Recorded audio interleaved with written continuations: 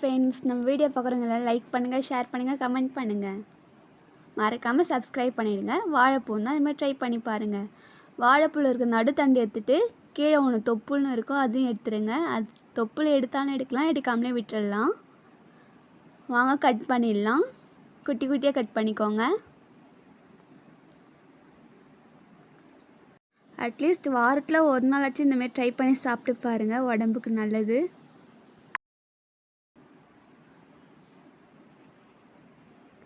எண்ணெய் ஊற்றி கடுகு போட்டு கடலைப்பருப்பும் பச்சை மிளகா போட்டுக்கோங்க. பச்சை மிளகா இல்லாட்டி காஞ்ச மிளகா போட்டுக்கோங்க. வாழைப்பூவை வாஷ் பண்ணி போட்டுக்கலாம்.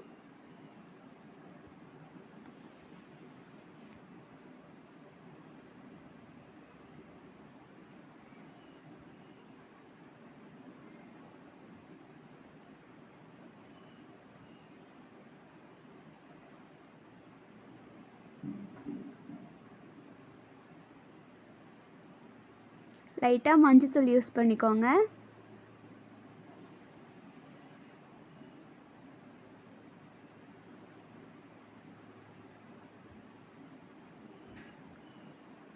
கொஞ்சமாக உப்பு ஆட் பண்ணிக்கலாம்.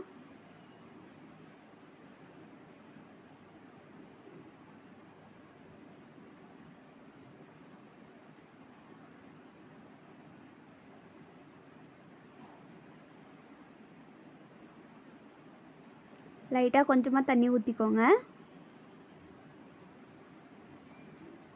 நீங்கள் வாழைப்பூவில் என்ன மாதிரி செய்வீங்கன்னு கமெண்ட் பண்ணிவிட்டு போங்க. வாழைப்பூ பொரியல் ரெடி.